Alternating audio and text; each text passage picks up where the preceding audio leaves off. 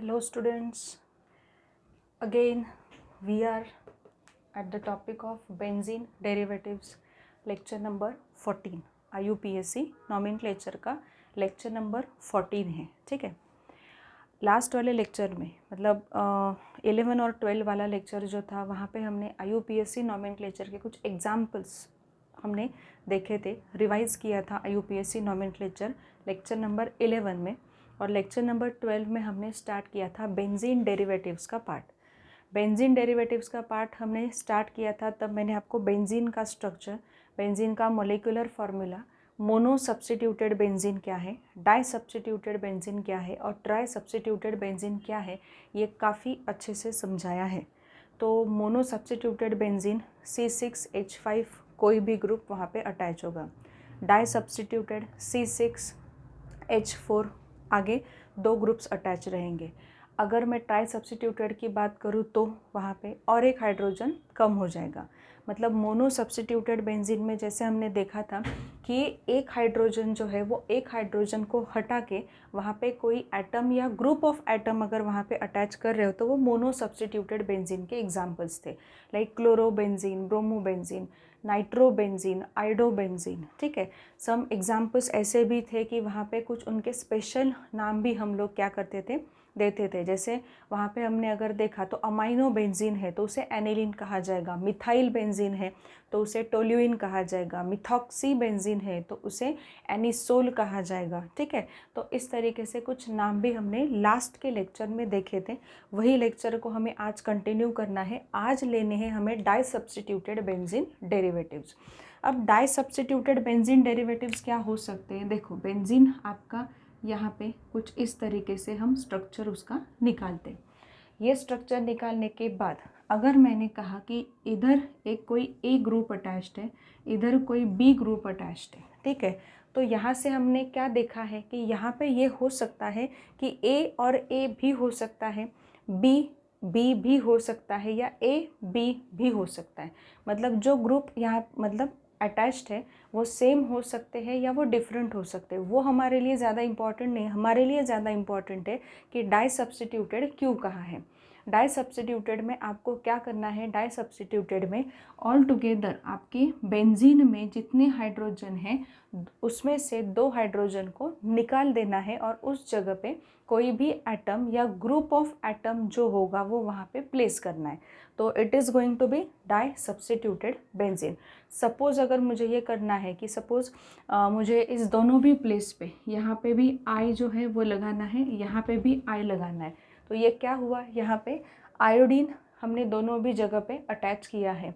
इसका फॉर्मूला हम कैसे लिख सकते हैं? इसका फॉर्मूला लिखा जाएगा C6, यहाँ पे H4 होगा I2, इस तरीके से इसका फॉर्मूला लिखा जाएगा। तो ये है di substituted benzene derivative. Benzene में से किसी भी दो हाइड्रोजन को निकाल के आप उस जगह पे कोई एटम या ग्रुप ऑफ एटम अगर अटैच करते हो तो it is going to be di substituted benzene derivative. अब एक पॉइंट है यहाँ पे कि अगर डाई सब्स्टिट्यूटेड है तो डाई सब्स्टिट्यूटेड में एक पॉइंट रहेगा कि कोई भी मतलब आपके बेंजीन में टोटल 6 हाइड्रोजन है, C6H6 से उसका मोलिकुलर फार्मूला है। तो C6H6 में 6 हाइड्रोजन अगर हैं तो 6 हाइड्रोजन हर एक प्लेस पे यहाँ पे हो सकता है। तो कौन सा हाइड्रोजन आपने रिप्लेस किया है या कौन से दो हाइड्रोजन रिप्लेस किए हैं, ये चॉइस पे होगा, ये पॉसिबिलिटी भी ज़्यादा बन सकती है। इसलिए यहाँ पे जब आप डाई सब्स्टिट्यूटेड बेंजीन डेरिवेटिव्स बोल रहे हो तो उस प्लेस पे आपको उसके कुछ कॉमन नेम्स भी हैं या कॉमन वहाँ पे नोटिफिकेशंस भी है, वो भी आपको अच्छे से याद रखने। जैसे सपोज़ एक ये तो स्ट्रक्चर अब छोड़ दूँ, यहाँ का स्ट्रक्चर अब ये नीचे मैं आपको बता रही हूँ। यहाँ पे सपोज़ ये बेंजीन मैंने यहाँ पे ड्रॉ किया। बेंजीन ये ड्रॉ करने पर आप अच्छे से समझ लो कि आपको क्या करना है, आपको पोजीशंस जो है उसके नाम देने हैं। अब ये जो पोजीशन है यहाँ पे, ये मैं यहाँ पे इस तरीके से दिखा रही हूँ। ये पोजीशन कौन सी है? ये पोजीशन जो है सपोज़ यहाँ पे मैंने एक्स कोई भी एक एटम या ग्रुप ऑफ एटम अटैच किया जो जिसका नाम क्या है, यहाँ पे एक्स है। तो एक्स के रिस्पेक्ट में बिल्कुल नीचे यहाँ पे X यहाँ पे है और बिल्कुल नीचे यहाँ पे जो पोजीशन आपको मिलेगी वो ऑर्थो पोजीशन होती है। वो कौन सी पोजीशन है? ऑर्थो। इसे ऑर्थो पोजीशन कहा जाएगा, ऑर्थो। ठीक है, अब X आपका ऊपर अटैच्ड है, यहाँ पे आप आ गए, ऑर्थो पोजीशन है। नीचे चले गए, थोड़ा सा नीचे चले गए, तो ये जो दो पोजीशंस यहाँ पे दिखाई दे रहे हैं उनको मेटा पोजीशन कहा जाएगा। उनको मेटा, META, मेटा पोजीशन कहा जाएगा। और X आपका यहाँ पे है, इसके बिल्कुल अपोजिट साइड में आपको यहाँ पे नीचे एक क्या मिलेगा? वहाँ पे पोजीशन मिलेगी। X के रिस्पेक्ट में ये पोजीशन है पैरा, ये पोजीशन है पैरा पोजीशन। तो ये बहुत इंपॉर्टेंट है बिकॉज अभी हमने देखा है कि ये डाई सब्सटीट्यूटेड डेरिवेटिव्स है। डाई सब्सटीट्यूटेड डेरिवेटिव्स में होता क्या है? एक्चुअल में डाई सब्सटीट्यूटेड बेंजीन में आप क्या कर रहे हो? वहाँ से 2 हाइड्रोजन निकाल रहे हो, बट 2 हाइड्रोजन जब निकाले जाते हैं तब उसकी पॉसिबिलिटी भी बढ़ जाती है, क्योंकि हाइड्रोजन कितने हैं बेंजीन के स्ट्रक्चर में? 6 हाइड्रोजन है।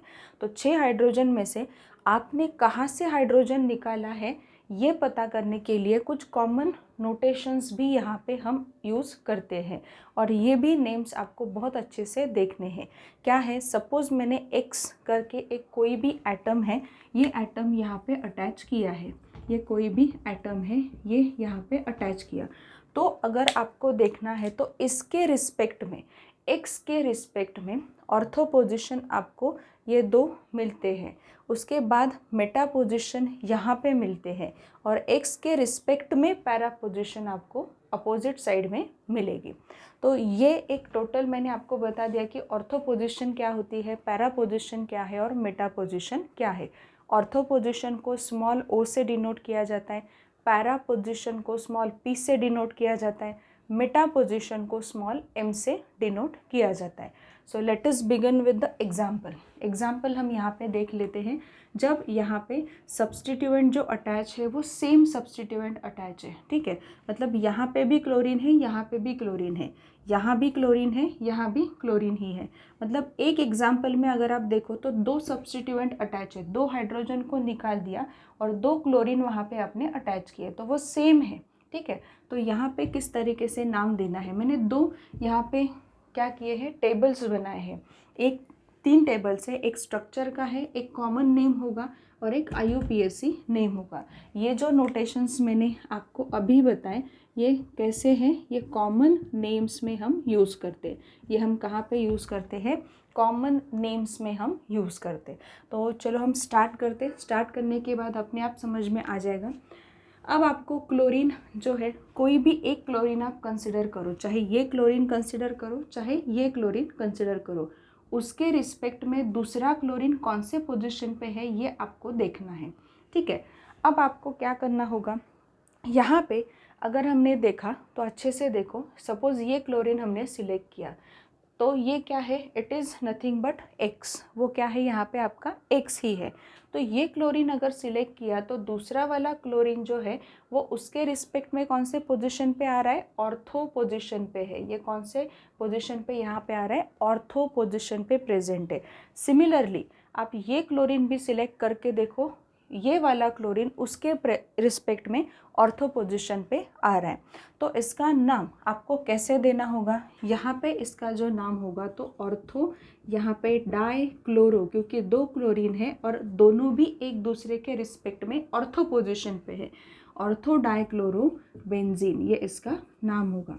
ऑर्थो डाई क्लोरो बेंजीन, ये इसका नाम होगा। अब बारी आ रही है IUPAC नोमेनक्लेचर की। IUPAC नोमेनक्लेचर में विदाउट नंबरिंग हम तो आगे नहीं बढ़ सकते। नंबरिंग कैसे करनी है, बहुत सिंपल है।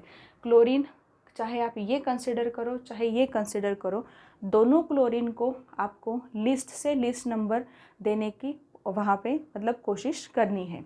तो यहाँ से बिगिन करो या यहाँ से करो, यहाँ से किया तो देखो या इस क्लोरीन से करो तो ये फर्स्ट वाला कार्बन पे है, ये सेकंड वाले हैं, ये थर्ड है, ये फोर्थ है, ये फिफ्थ है और ये सिक्स्थ है। तो 1 और 2 ये 2 पोजीशन ऐसे है कि जहाँ पे ईच क्लोरीन एटम वहाँ पे अटैच्ड है। तो इसका नाम यहाँ पे होगा 1,2 डाई क्लोरो बेंजीन, ये इसका नाम होगा। 1,2 डाइक्लोरोबेंजीन, ये इसका नाम होगा अकॉर्डिंग टू IUPAC नॉमेनक्लेचर। ये क्लोरीन आपने फर्स्ट रखा है, उसके रिस्पेक्ट में ये क्लोरीन सेकंड पोजीशन पे। आप एंटी क्लॉकवाइज नंबरिंग नहीं कर सकते। मैंने अभी आपको कहा इसे फर्स्ट नंबर आप दे रहे हो तो इस साइड से क्लॉकवाइज साइड से अगर जाओ तो सेकंड क्लोरीन को 2 नंबर मिल रहा है, तो वो ज़्यादा बेटर है कि अगर आप एंटी क्लॉकवाइज जाते हो तो जो ये सेकंड क्लोरीन है उसे 6th नंबर वहाँ पे मिलेगा, विच इज़ रॉन्ग। सो यहाँ पे 1 2 3 4 5 6 मतलब कॉमन नेम्स में ऑर्थो डाइक्लोरोबेंजीन ये इसका नाम होगा, और IUPAC में 1,2 डाइक्लोरोबेंजीन ये इसका नाम होगा। अब नीचे का स्ट्रक्चर देखो, सेकंड वाला जो स्ट्रक्चर है उसमें क्या दिखाई दे रहा है, अच्छे से देखो। यहाँ पे आपको दिखाई दे रहा है एक क्लोरीन ऊपर अटैच्ड है और एक क्लोरीन यहाँ पे अटैच्ड है। आप कोई भी क्लोरीन कंसिडर करो, उसके रिस्पेक्ट में दूसरा क्लोरीन किस पोजीशन पे है ये देखना है, ये कंसिडर करो, ये वाला क्लोरीन। तो यहाँ पे सपोज ये वाला क्लोरीन अगर आपने कंसिडर किया, ये कार्बन कंसिडर किया, तो दूसरा जो क्लोरीन जिस कार्बन को अटैच्ड है ये आ रही है यहाँ पे मेटा पोजीशन। ये कौन सी पोजीशन आ रही है यहाँ पे, मेटा पोजीशन। अगर आपने ये क्लोरीन कंसिडर किया और उसके रिस्पेक्ट में ये क्लोरीन को देखा तो भी वो मेटा पोजीशन पे, मतलब इसका नाम यहाँ पे क्या होगा, मेटा डाइक्लोरोबेंजीन। मेटा डाइक्लोरोबेंजीन ये इसका नाम होगा, मेटा डाइक्लोरोबेंजीन। अब यहाँ पे IUPAC से नाम क्या देना है, IUPAC से हम कैसे नाम दे सकते हैं, यहाँ से काउंटिंग स्टार्ट करो, ठीक है। अब देखो ये फर्स्ट कार्बन, ये सेकंड कार्बन, ये है थर्ड वाला, ये है फोर्थ वाला, फिफ्थ है और ये सिक्स्थ है। मतलब फर्स्ट और थर्ड पोजीशन पे क्लोरीन एटम अटैच्ड है। तो यहाँ पे लिखना होगा 1,3 डाइक्लोरोबेंजीन, 1,3 डाइक्लोरोबेंजीन ये इसका नाम होगा, 1,3 डाइक्लोरोबेंजीन, ठीक है। अब नीचे का थोड़ा सा ट्राई करो कि कैसे करोगे, ये आपके पास है, ठीक है।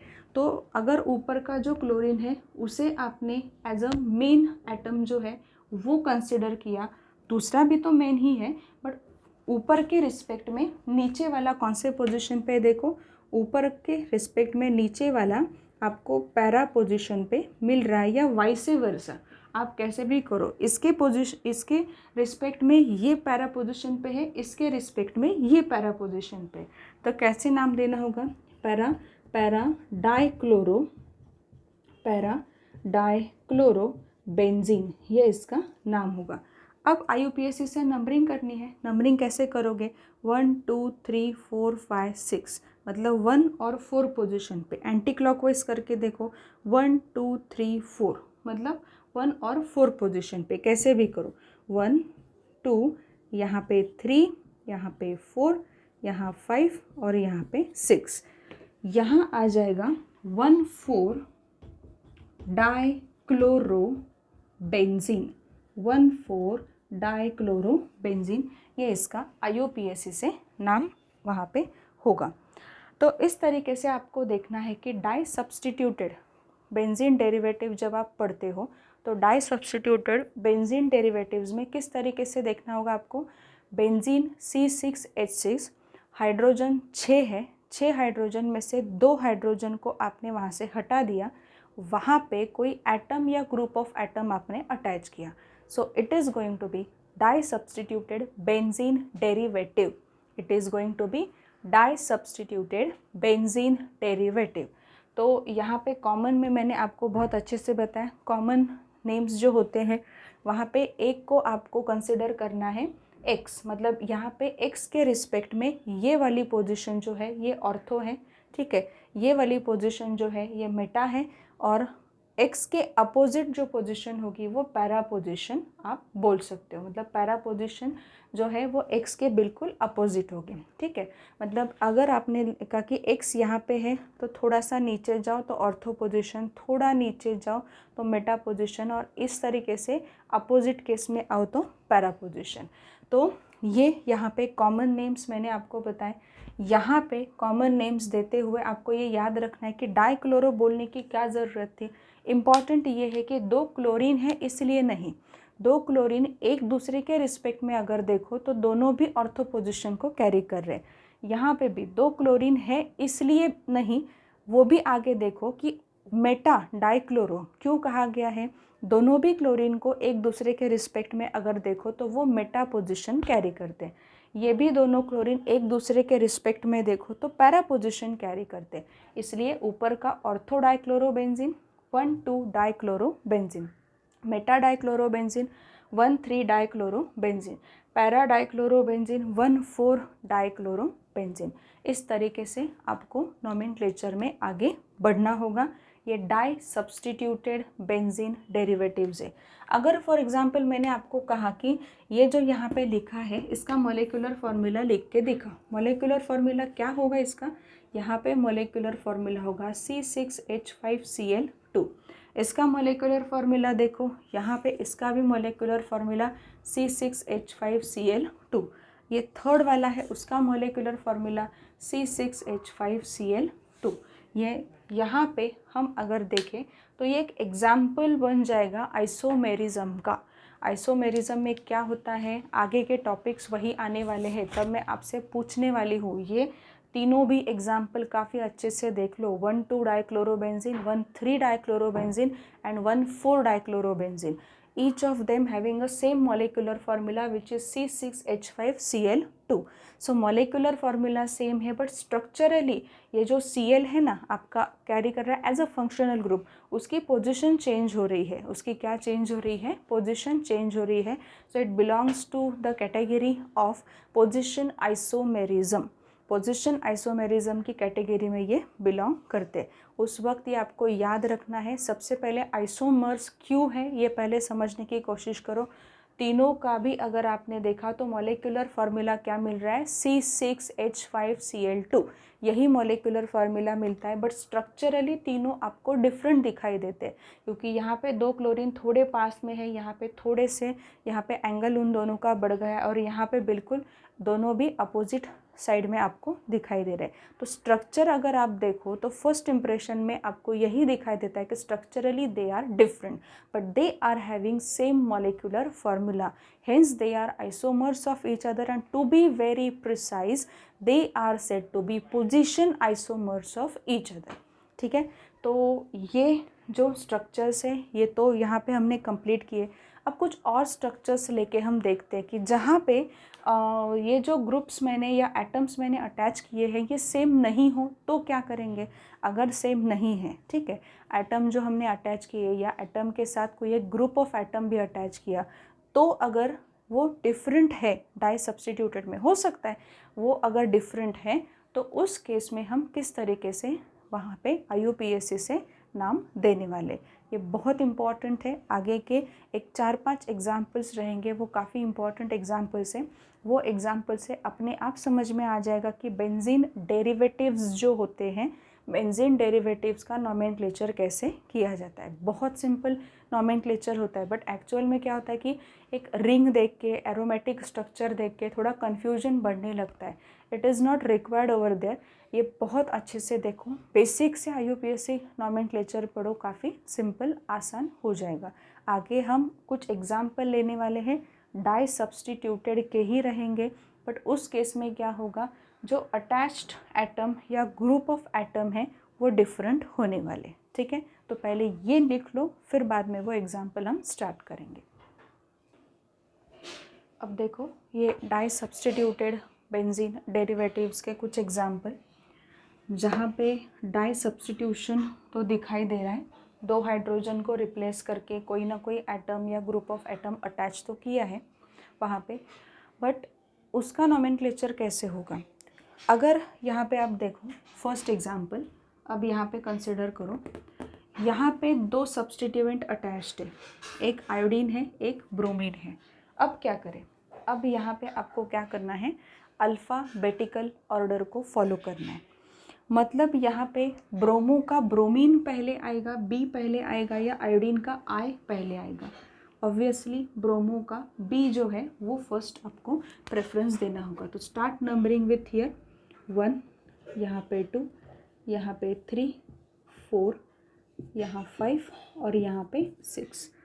इसका नाम कैसे देने वाले हो आप? लिखो 1 bromo 4 iodo benzene, 1 bromo 4 iodo benzene, ये इसका IUPAC से नाम होगा। अब यहाँ पे अब अगर देखो तो इसका कॉमन नेम भी हम लिख सकते हैं, जैसे ऑर्थो, मेटा, पैरा पोजिशंस का स्टडी हमने किया था। तो बहुत सिंपल है इसका कॉमन नेम। ब्रोमो पहले आ रहा है तो उसमें भी थोड़ा सा अल्फ़ाबेटिकल ऑर्डर को प्रेफरेंस देना होगा। कॉमन नेम कैसा होगा? ये तो IUPAC नेम है, यहाँ पे हम कॉमन नेम भी इसका लिख लेते हैं सो दैट आपको ये पता चले। यहाँ पे होगा पैरा ब्रोमो आयोडो बेंजीन। क्या नाम होगा इसका? Para bromo iodo benzene. Simple है, पैरा पोजीशन पे है, दोनों एक दूसरे के रिस्पेक्ट में। ब्रोमो पहले क्यों लिया है? बिकॉज ब्रोमो का बी जो है वो अल्फ़ाबेटिकली पहले आता है। ब्रोमो आयोडो बेंजीन, उस तरीके से नाम लिखा है। ये वाला सेकेंड वाला एग्जाम्पल देखो। सेकेंड वाले एग्जाम्पल में आपको क्या दिखाई दे रहा है? 2 ग्रुप्स दिखाई दे रहे हैं। एक तो नाइट्रो ग्रुप है, NO2 ग्रुप, ठीक है, NO2 ग्रुप है, और दूसरा है Cl ग्रुप, ठीक है, दूसरा है Cl ग्रुप। NO2 ग्रुप का रिप्रेजेंटेशन दूसरी तरीके से भी किया जाता है, मैंने कहा था NO2 का रिप्रेजेंटेशन इस तरीके से भी किया जा सकता है, it is one and the same. So अगर यहाँ पे NO2 नाइट्रो ग्रुप है, यहाँ पे क्लोरीन है, मतलब क्लोरो ग्रुप है, तो अल्फ़ाबेटिकली C पहले आएगा या N? आपको पता है C पहले आएगा।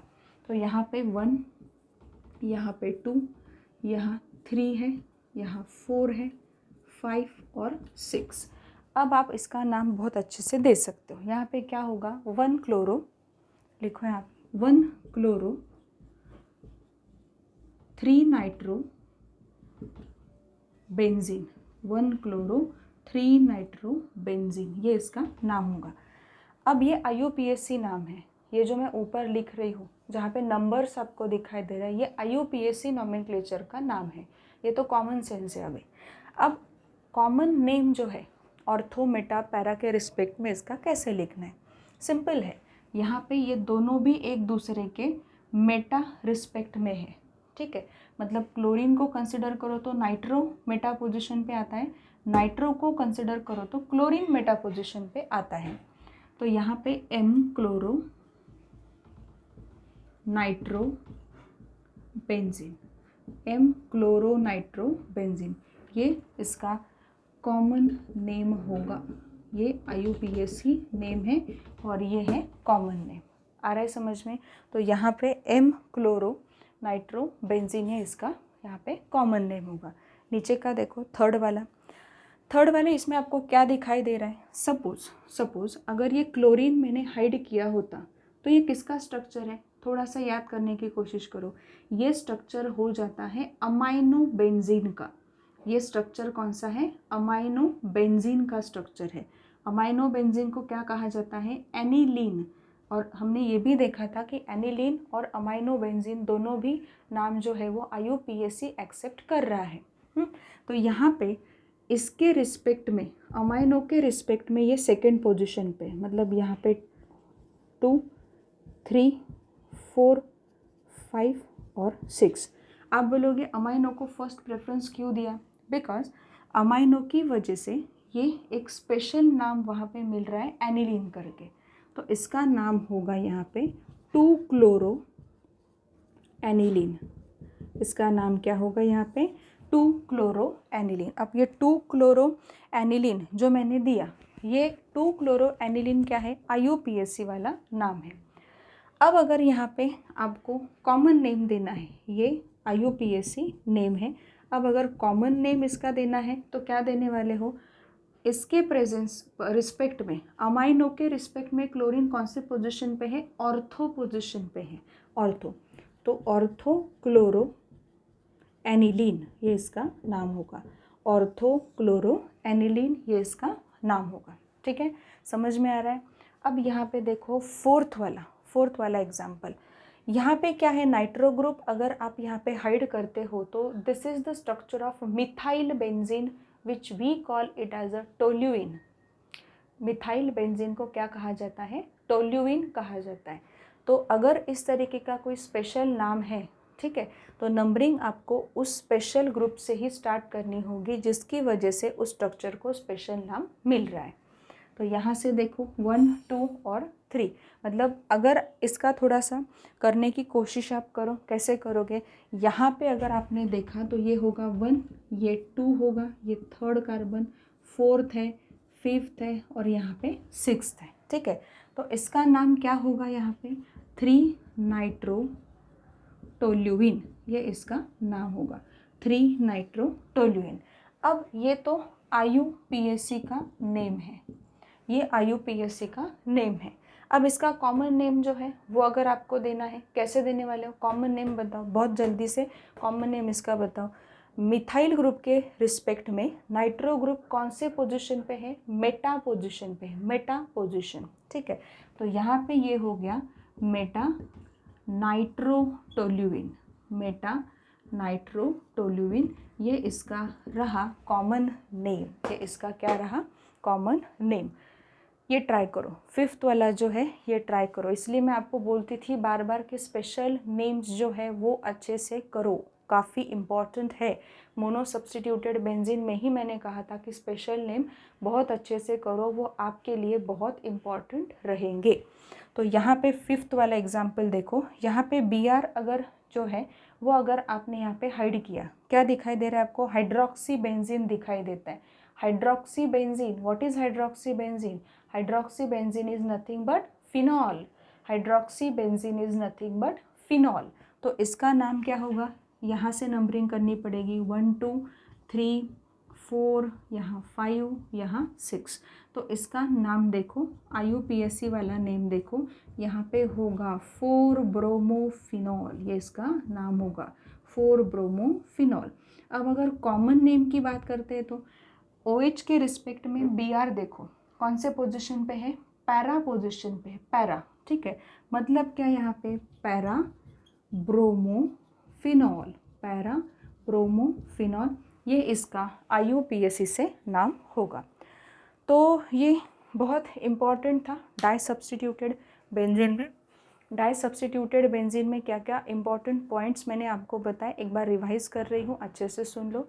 डाई सब्स्टिट्यूटेड बेंजीन में पॉइंट्स मैंने ये बताए हैं कि हाइड्रोजन बेंजीन में 6 होते हैं, C6H6 मॉलिक्यूलर फार्मूला है, उसमें से 2 हाइड्रोजन हटा के वहाँ पे कोई एटम या ग्रुप ऑफ एटम अटैच हो जाए तो स्ट्रक्चर आपको मिल रहा है डाई सब्स्टिट्यूटेड बेंजीन का स्ट्रक्चर। डाई सब्स्टिट्यूटेड बेंजीन के स्ट्रक्चर में पहले पॉसिबिलिटी हमने देखी थी कि जहाँ पे सेम एटम हमने अटैच किए थे। अब जो सेकेंड टाइम पॉसिबिलिटी हमने देखी है जहाँ पे डिफरेंट एटम्स अटैच होते हैं, बट वहाँ पे क्या करना पड़ता है आपको, अल्फ़ाबेटिकल ऑर्डर से प्रायोरिटी लिखनी पड़ती है, अल्फ़ाबेटिकल ऑर्डर आपको फॉलो करनी है। जैसे यहाँ पे किया हमने, आइडो ग्रुप है, ब्रोमो है, तो ब्रोमो पहले आएगा, तो यहाँ से ब्रोमीन से नंबरिंग हम स्टार्ट करेंगे, ठीक है। तो इस तरीके से अल्फ़ाबेटिकल ऑर्डर स्टार्ट करो। और कुछ ऐसे स्ट्रक्चर होते हैं कि जहाँ पे स्पेशल नेम्स आपको मिलते हैं, जैसे यहाँ पे है OH अटैच्ड है तो ये फिनॉल का डेरिवेटिव बन जाएगा। यहाँ पे क्या है, Cl अगर आपने हाइड किया तो ये एनिलीन है। तो अगर स्पेशल नेम्स है तो जिस पर्टिकुलर एटम या जिस पर्टिकुलर ग्रुप ऑफ एटम से उस बेंजीन सब्स्टिट्यूशन को स्पेशल नाम वहाँ पे मिल रहा है, वहाँ से नंबरिंग आपको स्टार्ट करनी है। सो ये जो है ये बेंजीन डेरिवेटिव्स का, डाई सब्स्टिट्यूटेड बेंजीन डेरिवेटिव्स का एक लेक्चर यहाँ पे रहा। अब इसके बाद जो लेक्चर मैं लेने वाली हूँ वो आपका रहेगा ट्राई सब्स्टिट्यूटेड बेंजीन का।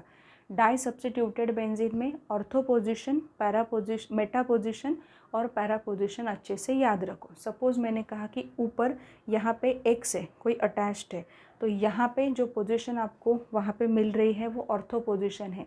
थोड़ा नीचे जाओ तो यहाँ पे मेटा है, और यहाँ पे आ जाओ मतलब इसके बिल्कुल अपोजिट आ जाओ तो आपको कौन सी पोजीशन मिलती है, पैरा पोजीशन आपको मिलती है। तो ये कॉमन नेम्स भी याद रखने हैं, 12th में आपको कॉमन नेम्स भी पढ़ने हैं, इम्पॉर्टेंट है।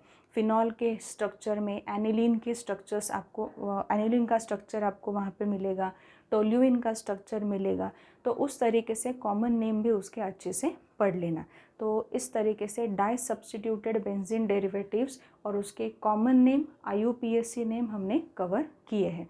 अब आगे के लेक्चर में we will move towards tri substituted benzene में भी ये शॉर्ट पार्ट हो सकता है, बट आगे के लेक्चर में मैं वो कंटिन्यू करूँगी।